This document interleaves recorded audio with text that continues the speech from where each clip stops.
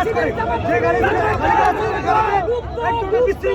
যে যারা ভোটারের মাধ্যমে বিশৃঙ্খলা তৈরি করে গালিগালাজ করে তারা যেন তাদেরকে যেন প্রশাসন আইনের আওতায় আনা হয়। একেবারে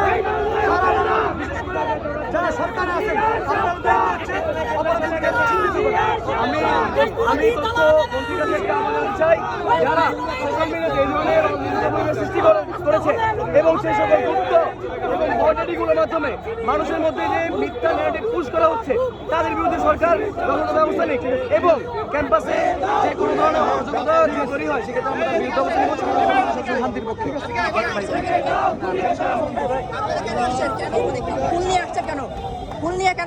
আমরা সংঘাত চাই না, কোনো রকমের বিতর্ক চাই না, কোনো রকমের আমরা শান্তির জন্য আসতে আর কি